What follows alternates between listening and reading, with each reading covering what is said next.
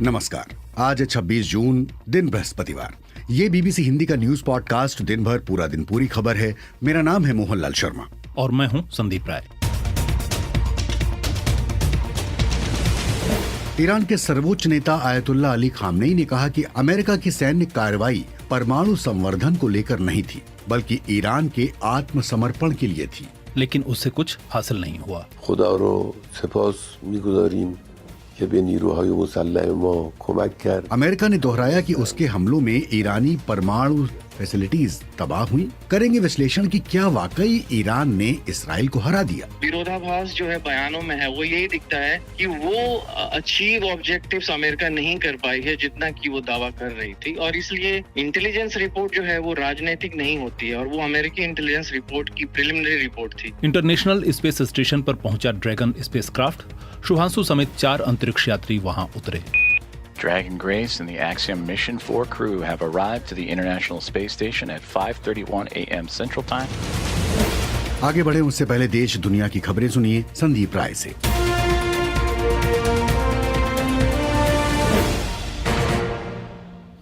Kenya में सरकार विरोधी देशव्यापी प्रदर्शनों में भारी हिंसा की खबर है। एमनेस्टी इंटरनेशनल ने अब तक 16 मौतों की पुष्टि की है। साथ ही 400 से ज्यादा लोग घायल हुए हैं, जिनमें प्रदर्शनकारी, पुलिसकर्मी और पत्रकार शामिल हैं। ये प्रदर्शन पिछले साल के एंटी टैक्स आंदोलनों की बरसी पर आयोजित किए गए थे, जिनमें बड़ी संख्या में युवा जुड़े हुए हैं। प्रदर्शनकारी इंसाफ, पुलिस की जवाबदेही और आर्थिक सुधार की मांग कर रहे हैं। इस बीच देश के गृहमंत्री किपचुम्बा मुर्कोमेन ने इन विरोध प्रदर्शनों को तख्ता पलट की कोशिश करार दिया है। सेंट्रल अफ्रीकन रिपब्लिक में परीक्षा के दौरान भगदड़ में 29 छात्रों की मौत हो गई है, जबकि सैकड़ों घायल हो गए हैं। अधिकारियों ने बताया है कि बुधवार को हाई स्कूल परीक्षा के दौरान एक इलेक्ट्रिकल ट्रांसफार्मर में धमाका हो गया। इसके बाद वहां भगदड़ मच गई। उस समय वहां लगभग 5000 छात्र मौजूद थे, जो घबराकर इमारत से भागने लगे। कुछ छात्रों ने जान बचाने के लिए पहली मंजिल से छलांग लगा दी, जिससे उनके हाथ पैर टूट गए। वहीं कई छात्र भगदड़ में कुचल गए। सिंधु जल संधि को लेकर पाकिस्तान के विदेश मंत्री बिलावल भुट्टो के बयान को लेकर भारत ने अपनी स्थिति को फिर से दोहराया है। भारत के केंद्रीय जल शक्ति मंत्री CR पाटिल ने कहा है कि पानी कहीं नहीं जाएगा। मैं आपको एक लाइन में इतना कह सकता हूं कि पानी कहीं नहीं जाएगा। बाकी बिलावल क्या कहते हैं वो उनका प्रश्न है, उनका अपना पॉलिटिक्स वहाँ करना है। इसके लिए वो कहते रहेंगे। उन्होंने तो धमकियां भी दी थी कि पानी नहीं बहेगा तो खून बहेगा, वो भी आपने सुना होगा। तो ऐसे गिदड़ धमकियों से तो हम डरते भी नहीं है, मगर कुछ बातें समय पर ही अच्छी लगती है। इसके लिए उसका जवाब समय पर ही आपको मिलना वो भी उचित है।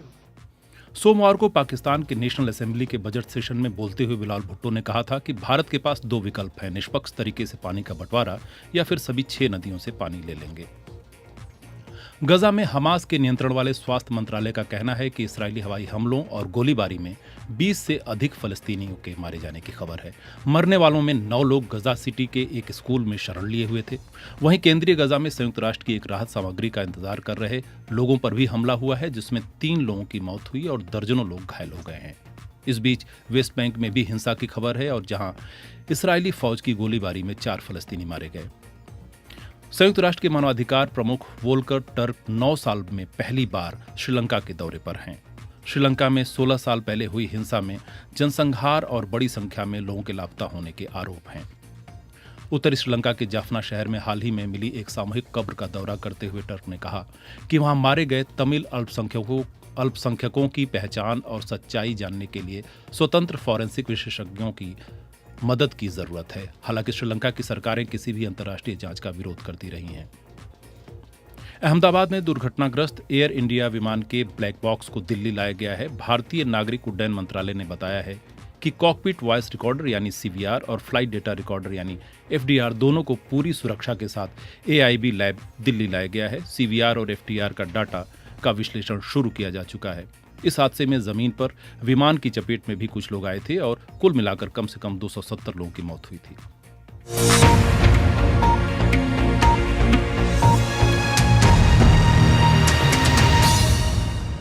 स्वागत और अभिनंदन बीबीसी हिंदी के न्यूज पॉडकास्ट दिन भर पूरा दिन पूरी खबर में। और आज एक बार फिर से हम इस पॉडकास्ट की शुरुआत करने जा रहे हैं ईरान से। ईरान और इसराइल के बीच संघर्ष विराम के बाद पहली बार ईरान के सुप्रीम लीडर अली खामनेई सामने आए और उन्होंने देश को संबोधित किया। अपने भाषण में उन्होंने कहा कि अमेरिका को कुछ खास हासिल नहीं हुआ और उन्होंने अपनी इस उपलब्धि को बढ़ा चढ़ाकर पेश किया। आयतुल्ला अली खामनेई का कहना था कि डोनाल्ड ट्रंप ने गलती से एक सच्चाई उजागर कर दी कि अमेरिकी शुरू से ही ईरान विरोधी रहे हैं। अमेरिका की सैन्य कार्रवाई भी परमाणु संवर्धन को लेकर नहीं थी, बल्कि आत्मसमर्पण के लिए थी। आयतुल्ला अली खामनेई ने कहा कि ट्रंप ने ईरान से आत्मसमर्पण की बात करते हुए बहुत बड़ी बात कह दी।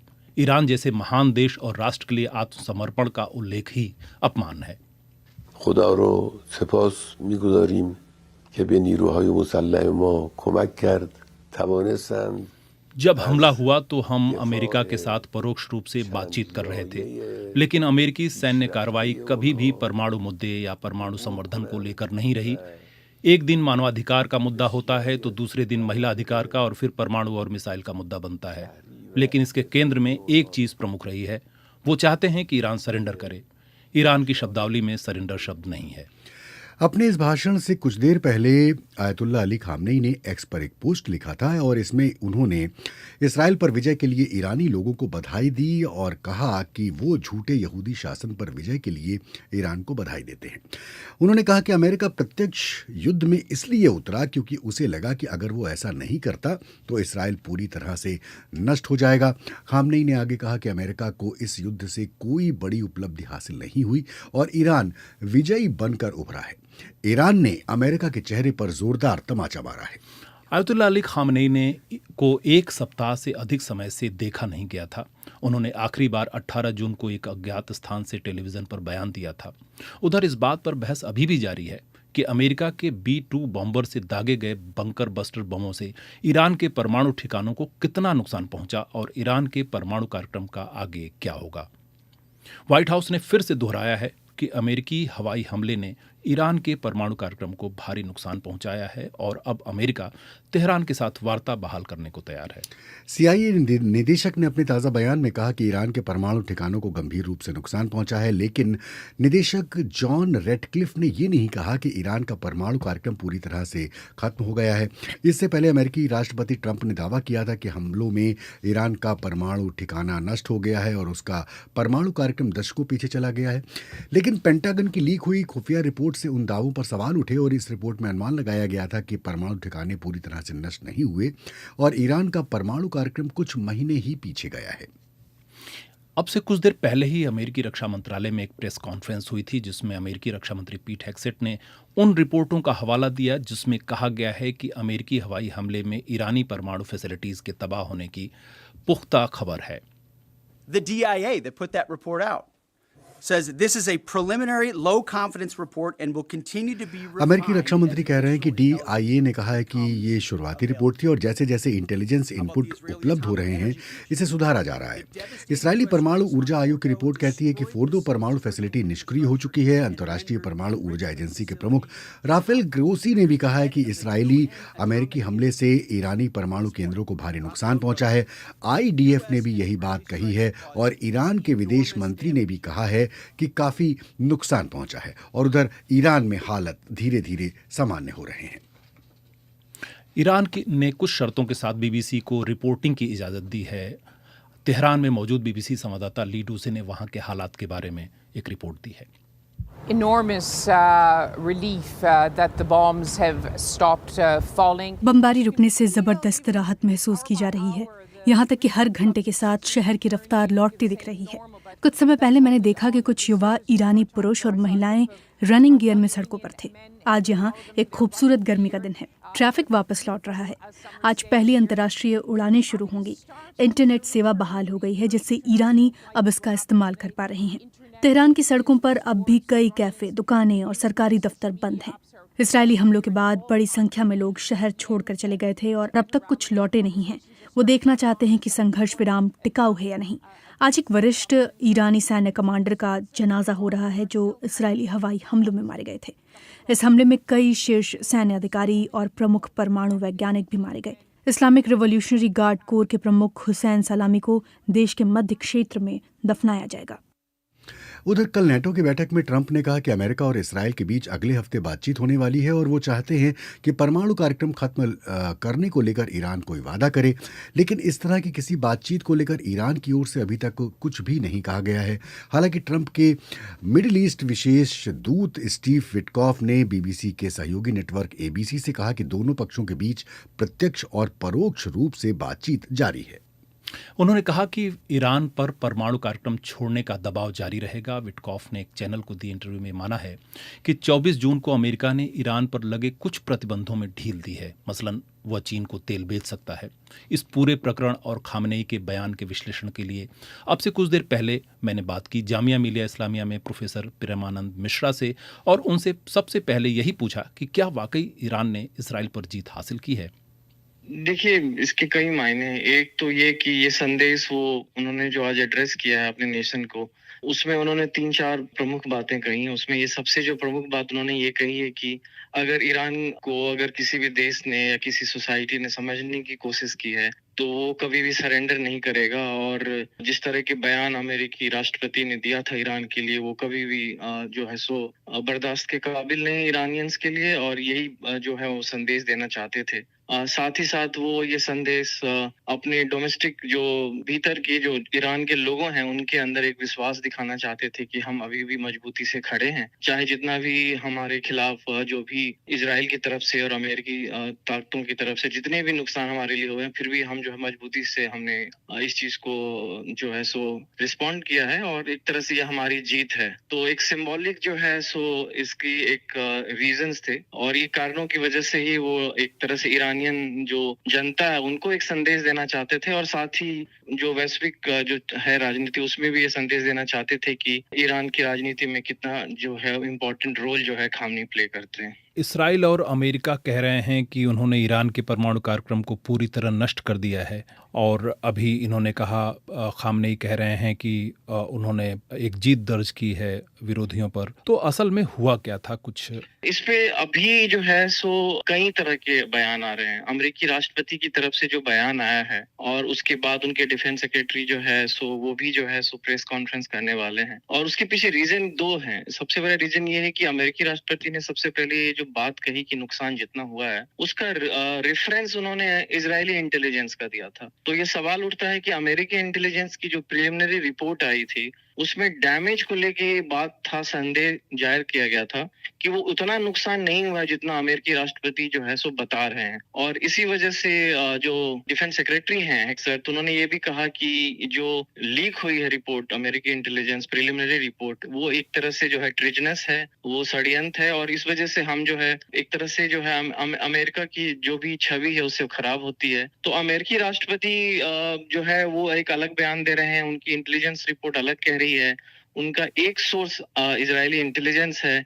लेकिन ओवरऑल जो अगर आप इन सबको एक पैटर्न की तरह देखें तो उसके 2-3 मायने, एक तो नुकसान तो हुआ ही है, इसमें कोई शक नहीं है, लेकिन ये भी है कि क्या ये पूरी तरह से जो रिपोर्ट है वो कह रही है कि 3 महीने मैक्सिमम जो है नुकसान हो सकता है। तो ये अभी इस वक्त बताना बड़ा मुश्किल है किसी भी एनालिस्ट के लिए कि एग्जैक्टली हुआ क्या है। लेकिन जो विरोधाभास जो है बयानों में है वो यही दिखता है कि वो अचीव ऑब्जेक्टिव्स अमेरिका नहीं कर पाई है जितना कि वो दावा कर रही थी, और इसलिए इंटेलिजेंस रिपोर्ट जो है वो राजनीतिक नहीं होती है, और वो अमेरिकी इंटेलिजेंस रिपोर्ट की प्रिलिमिनरी रिपोर्ट थी। अमेरिकी राष्ट्रपति राजनीतिक बयान दे सकते हैं, उनके डिफेंस सेक्रेटरी उनका बचाव कर सकते हैं, लेकिन जो रिपोर्ट आई है वो उसकी असेसमेंट इस बेसिस पे नहीं होती है कि वो जो है वो राजनीतिक है नहीं है, वो जो है सो फैक्ट्स के आधार पे होती है। तो या तो फिर इसके 2 ही कंफर्म हो सकती हैं कि अमेरिकी इंटेलिजेंस रिपोर्ट जो है वो बेसिकली उनको कुछ पता ही नहीं है कि हुआ क्या है, या तो फिर अमेरिकी राष्ट्रपति सही बता रहे हैं कि जो वो कह रहे हैं कि नुकसान हुआ है। ये एक दिलचस्प बात ये भी है कि अमेरिका ने ईरान को कुछ रियायत दी है, और उसने कहा है कि चीन को तेल बेचने की ईरान को इजाज़त है। साथ ही अगले हफ्ते ईरान से वार्ता की भी बात कही है। तो इससे क्या संदेश जा रहा है, बातचीत की संभावना कितनी? ये है कि अमेरिका और चीन के संबंध बातचीत के दौर पे तो बिल्कुल हैं, और वो आगे आने वाले भी मिलने वाले हैं। 90% ईरान का ऑयल जो है वो चाइना को जाता है, और वो ऑलमोस्ट जो है 14% है चाइना के लिए। तो आप समझ सकते हैं कि चाइना के 3 सबसे बड़े सोर्स हैं, रूस, वेनेजुएला और चीन, ईरान। दूसरी, अगर ईरान पे वो मैक्सिमम प्रेशर कैंपेन कंटिन्यू करते हैं ऑयल सैंक्शन को लेकर जो दूसरे देशों के लिए है, तो फिर जो वार्ता वो चाइना के साथ कर रहे हैं वो नहीं हो सकता। तो एक सबसे बड़ा रीजन ये है कि वो ईरान को थोड़ा स्टेबल भी करना चाहते हैं ताकि वो एक लेवरेज रहे कि हम फिर से वार्ता कर सके। और दूसरा कि चीन के साथ जो उनकी वार्ता है उसमें ऑयल एक बहुत बड़ा मुद्दा था जो चीन ने उनके सामने रखा था। तो अमेरिकी राष्ट्रपति ये नहीं चाहते हैं कि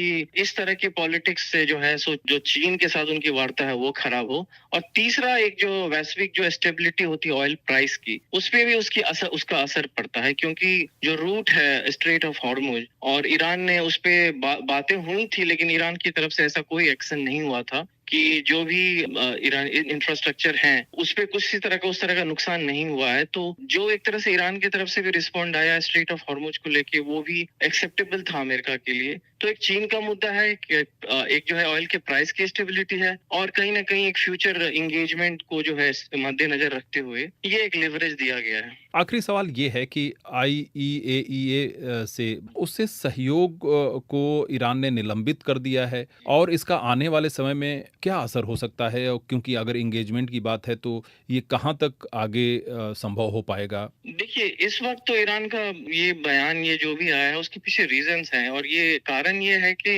IAEA के जो प्रमुख है उनका बयान वही है जो कि अमेरिकी राष्ट्रपति का एक तरह से होता है, और दूसरा कि उनकी तरफ से ये भी कहना कि जो हुआ सो हुआ, हम आगे जो है इसको बेहतर बनाने की कोशिश करेंगे। ईरान का कहना है कि अगर अमेरिकी जो नीति है वो अगर IAEA के खिलाफ जाती है तो फिर IAEA से बात करने का कोई फायदा नहीं है, ना ही जो है आगे उनका कोई रोल रहता है। तो वो ईरान की तरफ से IAEA को अमेरिका के साथ वो देखते हैं, एक नजर से देखते हैं, वो एज अ क्रेडिबल इंस्टीट्यूशन नहीं है और IAEA की क्रेडिबिलिटी जरूर गिरी है।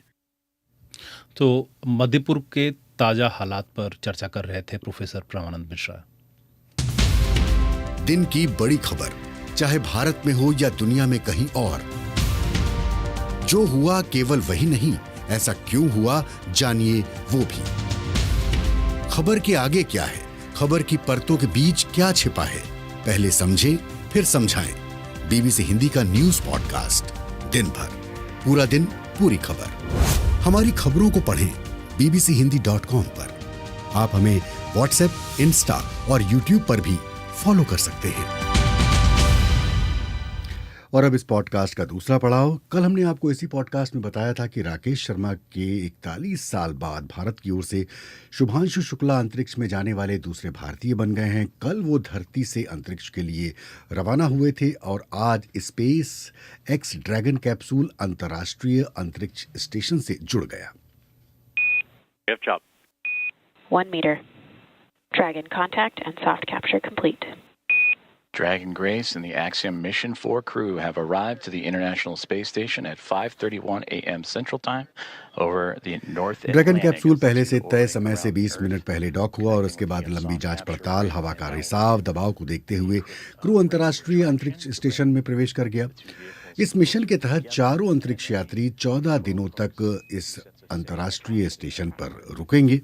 एक्सियम स्पेस नाम की अमेरिकी कंपनी है, नासा और स्पेस एक्स के साथ मिलकर ऑपरेट कर रही है। ये कंपनी का चौथा मिशन है और इसमें पहली बार कोई भारतीय एस्ट्रोनॉट शामिल है।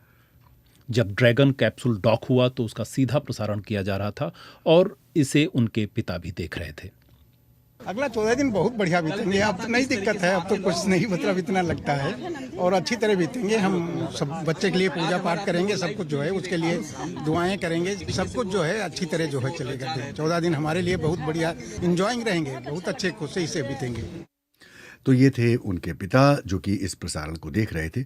अब से कुछ देर पहले मैंने वरिष्ठ पत्रकार पल्लव बागला से संपर्क साधा और पूछा कि ये पूरी प्रक्रिया डॉक की कैसे संपन्न हुई। देखिए, group captain astronaut Shubhanshu Shukla ने भारत के लिए इतिहास रचा। वो पहले एस्ट्रोनॉट बने हैं भारत के जो इंटरनेशनल स्पेस स्टेशन पे पहुंच गए हैं। उनकी यात्रा की शुरुआत हुई थी पहुंचने से करीबन 28 घंटे पहले, जब वो फैल्कन 9 रॉकेट से अंतरिक्ष में प्रक्षेपित किए गए थे। उसके बाद 28 घंटे बाद हमने देखा डॉकिंग हुई इंटरनेशनल स्पेस स्टेशन पे क्रू ड्रैगन की, जिसका उन्होंने नाम दिया है ग्रेस, और फिर हैच ओपनिंग हुई और पहले कमांडर पेगी विटसन आई अंदर इंटरनेशनल स्पेस स्टेशन पे। उसके बाद मिशन पायलट हैं ग्रुप कैप्टन शुक्ला, वो अंदर आए। और फिर उसके बाद आमतौर पे जो होता है वो पप्पी झप्पी का कार्यक्रम इंटरनेशनल स्पेस स्टेशन के माइक्रोग्रेविटी एनवायरनमेंट में फ्लोट करते हुए हुआ। जो डॉकिंग का मैकेनिज्म होता है वो बड़ा ट्रिकी होता है और उसमें बहुत टाइम लगता है। तो जब शुरू हुई डॉकिंग और जब उसके बाद एंट्री हुई, उसमें कई घंटे लगे और इसमें कोई घबराने वाली बात नहीं थी, इसमें इतना ही टाइम लगता है। और ये जो 28 घंटे का सफर था, ये इन्होंने क्रू ड्रैगन पे, जो कि स्पेसएक्स का है, उस पे किया था और उसमें उनकी जर्नी कंफर्टेबल रही। उन्होंने ये बताया था जो इंटरेक्शन हुआ उसमें कि थोड़ी सी उनको मोशन सिकनेस हुई थी, लेकिन उसके बाद वो अच्छी नींद मिली उनको। तो जब वो एंटर किए, वो खूब हंसी खुशी से स्माइल करते हुए गए। फिर हमने ये देखा कि उनको कोई पानी या लिक्विड के लिए उनको दिया गया था, वो पी रहे थे चारों। और फिर अब उनका 14 दिन का जो कार्यक्रम है इंटरनेशनल स्पेस स्टेशन पे, वो शुरू हो गया है। सेफ्टी ब्रीफिंग हुई होगी उसके बाद उनकी, और वो पहली रात गुजारेंगे इंटरनेशनल स्पेस स्टेशन पे। अभी तक केवल 288 एस्ट्रोनॉट गए हैं इंटरनेशनल स्पेस स्टेशन पे, तो ये उनके लिए एक काबिल तारीफ बात है कि पहले भारतीय बन गए। जी, तो अब 14 दिन का प्लान क्या है? देखिए, 14 दिन का मिशन है इनका। अब इंटरनेशनल स्पेस स्टेशन पे ये 4 मेंबर का क्रू है, एक अमरीकी है, एक हंगेरियन है, एक पोलिश है। तो ये वहां जाएंगे। इसमें भारत के 7 एक्सपेरिमेंट हैं जो भारत के वैज्ञानिकों ने उनको करने के लिए दिए हैं, वो करेंगे। और फिर 5 नासा इसरो के स्पेशल ह्यूमन बायोलॉजी के एक्सपेरिमेंट हैं, वो करेंगे। जो नासा इसरो के एक्सपेरिमेंट है उसके बारे में डिटेल नहीं बताए गए हैं, लेकिन वो करेंगे जरूर। और उसके साथ साथ ये चारों एस्ट्रोनॉट, जो कि एक तरह से इंटरनेशनल स्पेस स्टेशन पे गेस्ट का रोल प्ले करते हैं, वो 60 और साइंटिफिक एक्सपेरिमेंट्स करेंगे। और उसके बीच में ग्रुप कैप्टन शुक्ला के आउटरीच इवेंट्स भी है, माने स्पेस से ग्राउंड पे उनकी बातचीत होगी। और एक बातचीत होगी उनकी सिटी मॉन्टेसरी स्कूल लखनऊ में, और जहां हो सकता है वो उनके अपने एक सीनियर एलुमनस हैं शर्मा जी, उनको भी शायद रोप इन करके बात कर लें। और मैं तो बड़ा चाहूंगा कि वो कर लें, क्योंकि हर सीनियर से बात करनी उनको अच्छी लगती है। और फिर उनका एक इवेंट होगा त्रिवेंद्रम में, जहाँ पे वो स्पेस के एक्सपर्ट से बात करेंगे। और एक उनका किसी वीआईपी से वार्तालाप होगा अंतरिक्ष से धरती का। और आप लोग सब गेस कर सकते हैं वो वीआईपी कौन होगा। लेकिन 14 दिन का जो समय है उनका, वो मिनट बाय मिनट पैक्ड होगा। उसके बीच में उनको समय निकालना पड़ेगा कपोला में जाके धरती को देखने का। और जो विंग कमांडर राकेश शर्मा ने कहा था, वो नजारा देखने का कि भारत कैसा दिखता है, सारे जहां से अच्छा दिखता है। हो सकता है वो जब वीआईपी से बात करें तो कहें सारे जहां से अच्छा एक विकसित भारत दिखता है उनको। तो वरिष्ठ विज्ञान पत्रकार पल्लव बागला बता रहे थे कि 14 दिन में क्या कुछ होने वाला है और किस तरह के एक्सपेरिमेंट वहां पर अंतर्राष्ट्रीय स्पेस स्टेशन पर होंगे और क्या क्या कार्यक्रम यानी कि प्रोग्राम हो सकता है। आप सुन रहे हैं बीबीसी हिंदी का पॉडकास्ट दिन भर, पूरा दिन पूरी खबर। फिल्म अभिनेत्री रेखा की यादगार फिल्म उमराव जान 1981 में रिलीज हुई थी, लेकिन 44 साल बाद कल यानी 27 जून को अब यह दोबारा 4K वर्जन में रिलीज हो रही है। इसके निर्देशक थे मुजफ्फर अली। तो जो बीबीसी संवाददाता इकबाल अहमद हैं, उन्होंने मुजफ्फर अली से बातचीत की, लंबी बातचीत की, और उस बातचीत का एक छोटा सा हिस्सा हम आपको सुनवाने जा रहे हैं। 22 साल की उम्र में कलकत्ता पहुंचकर मुजफ्फर अली ने एक कंपनी में काम करना शुरू किया और जिसके चेयरमैन जाने माने निर्देशक सत्यजीत रे थे। तो इकबाल अहमद ने उनसे सवाल किया कि सत्यजीत रे के साथ उनका काम करने का अनुभव कैसा रहा। नहीं, उनसे तो एक तरीके से रोज ही मुलाकात होती। तो जब एक जगह काम कर रहे हैं, फिर उनके घर भी हम जाते थे, उनको ज़रा और गौर से देखने के वो कैसे काम करते हैं। तो मुझे उनसे मिलके जो सबसे बड़ी चीज़ मैंने उनसे सीखी कि वो जितनी गहराई से अपने बंगाल के कल्चर में डूबे हुए हैं, उसी तरीके से अवध के कल्चर में भी डूब के काम होना चाहिए। लेकिन उनकी एक फिल्म है शतरंज के खिलाड़ी, जो ज़ाहिर वाजिद अली शाह साहब और पूरे अवध, गदर के वक्त के अवध की कहानी है। आप जिस नज़रिए से वाजिद अली शाह साहब को या अवध का कोई शख्स देखता होगा और जिस तरीके से शतरंज के खिलाड़ी में वाजिद अली शाह का पोर्ट्रेयल है, आप क्या कहेंगे? देखिए, उनकी शख्सियत से मुतासिर होना एक चीज़ है जी, उनके नज़रिए से मुतासिर होना एक और चीज़ होती है। तो इसमें नज़रिया जो था उनका, वो कुछ एक सिनिकल नज़रिया था जिससे मैं इत्तेफाक नहीं रखता था। उसमें ज़्यादातर प्रेमचंद का एक नज़रिया था, ये लोग उनके शमा जैदी और जावेद का नज़रिया था, और फिर रे का अपना नज़रिया था। तो वाजिद अली शाह तो एक बहुत ही बड़ी शख्सियत है जिसको हमें एक he can be a beacon of light, उसको आप इस तरीके से ट्रीट करें तो मैं समझता हूँ एक थोड़ा सा मुनासिब नहीं है। तो खैर, अब आप कलकत्ते से बम्बई, यानी आज का जो मौजूदा मुंबई है, वो पहुंचते हैं और एयर इंडिया में आप काम करने लगते हैं, उसकी communications, marketing, branding and all. फिर गमन बनाने का ख्याल कैसे आया, और ये नौकरी करते हुए? देखिए, बम्बई पहुंचना ही एक गमन की कैफियत थी जी, कि लोग इंटरनल माइग्रेशन, हाँ, कि लोग मजबूर होकर पहुंचते हैं। तो आपकी जो अपनी ज़िंदगी और अपना जॉब एक तरफ हो, लेकिन जिस नज़र से आप आवाम को देखते हैं, जिस नज़र से आप लोगों को देखते हैं, वो एक और चीज़ है। तो मुझे उस वक्त लगा ये कि मैं भी, क्या कहते हैं, अपना घर छोड़े हुए बैठा हूँ और मुझ में भी वही उसी शिद्दत से वापस जाने की ताकत खींचती है मुझे, और मजबूर हैं हम कि वापस नहीं जा पाते हैं। तो इसी मजबूरी को लेके, खींचने की ताकत को लेके, मजबूर होके वहाँ से आने को लेके ही एक गमन का एक बुनियाद बनी, और वो इतनी स्ट्रॉन्ग बुनियाद थी कि जिसने मुझे फिर उमराव जहान की तरफ ले गई, क्योंकि वो बुनियाद जो थी वो अवध के माशरे के टूटने के दर्द से बनी थी। खैर, तो गमन के 3 साल बाद आपकी शाहकार फिल्म उमराव जान आती है। रेखा को आपने पसंद किया, उनकी आंखों से आप मुतासिर हो गए, सब तो हम लोग जानते हैं। लेकिन मेरा सवाल ये है कि एक तमिलियन लड़की जिसको अवधी लहजे में खालिस उर्दू बात करनी है, ये फैसला करने वक्त जाहिर आपके जहन में ये बात रही होगी, और उसको उन्होंने कैसे ज़ेर किया, मतलब इस मुश्किल को कैसे आसान किया? देखिए, इसमें 2 चीज़ें, एक तो ये है कि दूसरा सामने वाला जाए, उसमें एक शिद्दत होना चाहिए डूबने की, फ्लेक्सिबिलिटी होना चाहिए अब्जॉर्ब करने की, और मुझ में कॉन्फिडेंस होना चाहिए कि मैं वो काम करा सकता हूँ। तो कई लोगों ने उस वक्त, जब मार्च में आपने जहान खुसरो किया कि एक गंगा जमनी तहजीब की ये उस विरसे की चीज़ है, और जब आपने प्राइम मिनिस्टर नरेंद्र मोदी साहब को इनाग्रेशन के लिए बुलाया तो उन्होंने कुछ सवालात उठाए और पूछा कि साहब, मुज़फ़्फ़र अली साहब जिस गंगा जमनी तहजीब की अब तक हिफाजत करते आए हैं, और प्राइम मिनिस्टर, उनकी पार्टी, उनके लोगों की जो पूरी आइडियोलॉजी है, इसके तो ठीक मुखालिफ है, तो ये उन्होंने ऐसा क्यों किया? उसका जवाब आपको? इसका जवाब तो आप ही पता लगाइए। मैं आप देंगे ना, आपने बुलाया तो गेस्ट आपके थे वो। भाई, मैंने लोगों ने सवाल किया, मैं तो उनका एक रिप्रेजेंटेटिव हूँ, सवाल कर रहा हूँ। नहीं, उन्होंने जो आके बात की वो बहुत अहम बात की।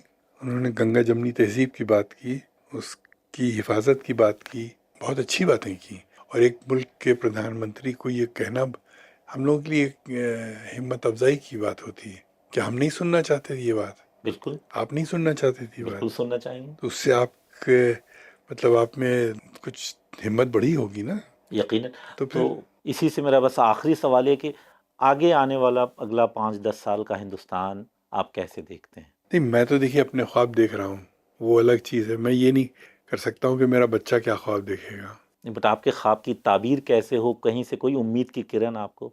वो तो हो ही रही है, कोई ख्वाब बेकार तो जाता नहीं है। प्रसिद्ध फिल्म निर्देशक मुज़फ़्फ़र अली से बात की है इकबाल अहमद ने, और ये एक बड़ा इंटरव्यू है। यदि आप इस इंटरव्यू को देखना चाहते हैं तो ये इंटरव्यू आपको BBC हिंदी के YouTube पेज पर ज़रूर मिलेगा। यहाँ पर आपको बताना ज़रूरी है कि कल है शुक्रवार, और जो कल का दिन है वो है कहानी ज़िंदगी का। तो कल सवेरे कहानी ज़िंदगी के में आप देखेंगे कि कल का गेस्ट कौन है, उसके लिए आप इंतज़ार करें। सवेरे ये स्टोरी पब्लिश होगी और सवेरे ही आपको पता चलेगा कि इस बार का हमारा नया अतिथि कौन है, जिसे कि लाते हैं इरफान।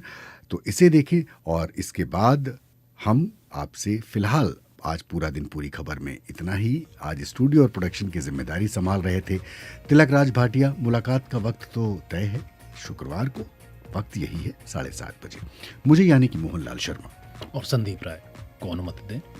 हमें सुनने के लिए शुक्रिया। वादा कि कल हम आपसे फिर मिलने वाले हैं। नमस्कार। नमस्कार।